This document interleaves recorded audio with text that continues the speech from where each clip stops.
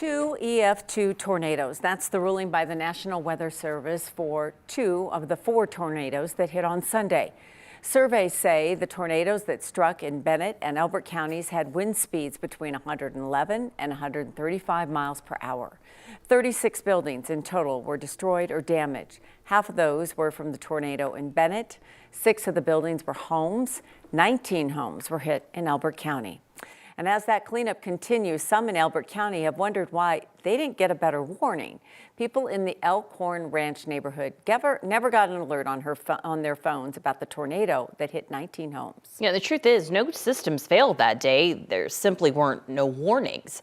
9 News consumer investigator Steve Stager has been investigating emergency alerts for 4 years now. Steve, as much as people want to blame someone here, you found there really wasn't much emergency officials could do in this case. Not much at all. Elbert County was never under a tornado warning on Sunday afternoon. The storm that damaged all those homes was warned about 2 minutes after it touched down as it moved out of Elbert County and crossed into Arapahoe County. Our meteorologist says the truth is that storm kind of appeared out of nowhere.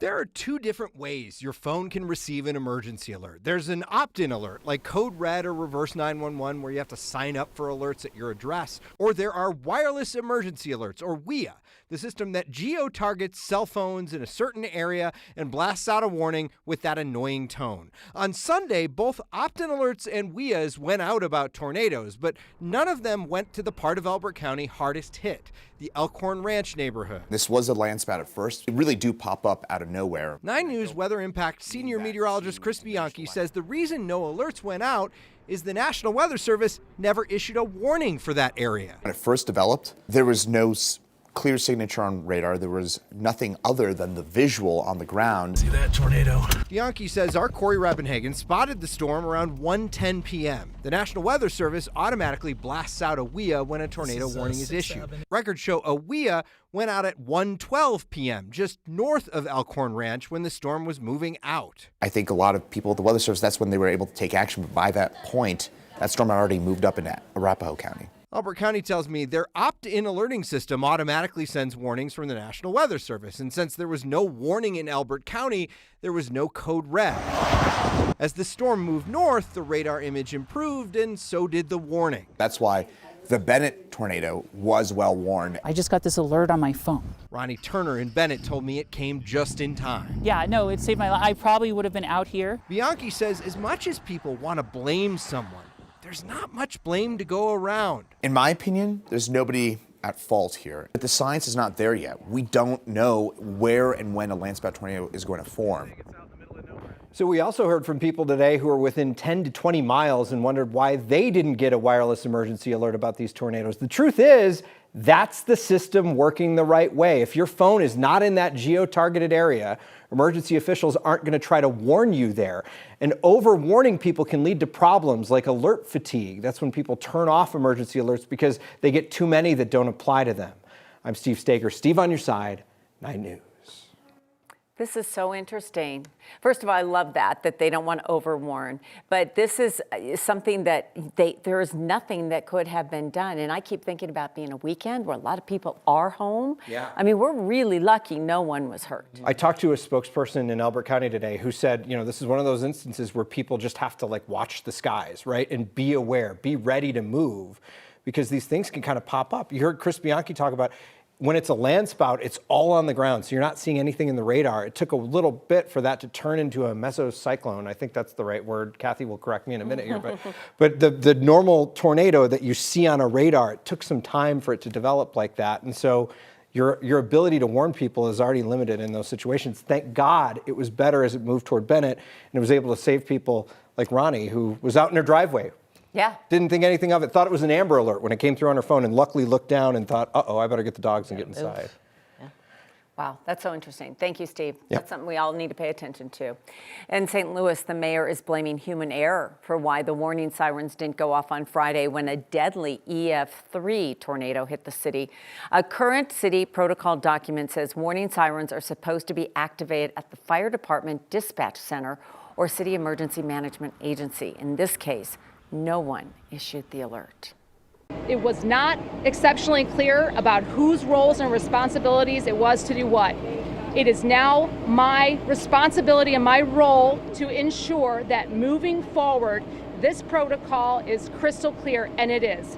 This protocol is calling for our fire department, who is staffed 24 hours a day, to issue those warnings.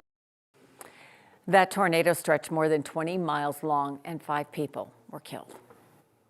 Let's get you a live look outside now. Storms have cleared up, beautiful blue skies, some cloud cover out there, but we are drying up for the rest of the week. Our weather impact team is tracking a good warm up. So let's check in with Chief Meteorologist Kathy Sabin. Look at that picture behind you. It's just a beautiful day. It is beautiful, and I loved everything about Steve's segment. You guys, that was such important and pertinent information. And I will tell you that each and every afternoon in May and June, you got to keep an eye to the sky. Some of these storms develop on terrain. They're terrain-based, and Elbert County, Douglas County, and El Paso County, there's a little bit of a catcher's mitt there. We call it the Palmer Divide. That can create weather. And this storm system developed at 1 o'clock and created the tornado about 3 minutes later. Then there was no watch in place, so you have to just sort of be ever ready. And I would also suggest, know what county you live in. Look at it on a map, know where you are in that county and what shape the county is. When we issue a tornado warning or severe thunderstorm warning, you need to know exactly where you are in that county area and where the storm is and where it's moving. We're in it, we're in it, and that was a big wake-up call for so many of us. You've just got to be ever ready. And today's a great day to think about getting that kind of go pack and talking to your family about where you'll meet and what you'll do if there's a severe thunderstorm warning or a tornado warning. Days like this are the days to plan and prepare and become weather aware. There's a little bit of cumulus development out there. People are complaining about the wind a little bit. Temperatures have come up in spite of the wind out of the north and northwest. We're in the low 70s today. Really gusty in Boulder, Fort Collins, Greeley, and now out at DIA. It's all part of a weather pattern that brought that line of severe storms in on Sunday. And now that line is still creating issues in the form of tornado watch areas, large hail, damaging wind, and the potential for flooding. Back here, believe it or not, we're dragging a little bit of snow in the northern Front Range, mountains, and foothills. But all advisories for snow and travel have been canceled out. Here's your severe weather threat for today. So we've got a nice little break, and temperatures are going to be comfortable for you over the next couple of hours. Much more on the timing and impact of the next round of strong storms. I've got that in the extended forecast. Authorities are upping the reward trying to crack a Thornton double homicide case from earlier this year. Back in February, crews found Kendra and Chad Anderson shot to death inside their burning home on Columbine Street. Investigators believe someone set that fire on purpose to cover up the murders. Their 2 dogs also died. The case is still unsolved. Police are hoping somebody with any sort of information can come forward. Crime Stoppers is now offering a $12,000 reward for any information that leads to an arrest.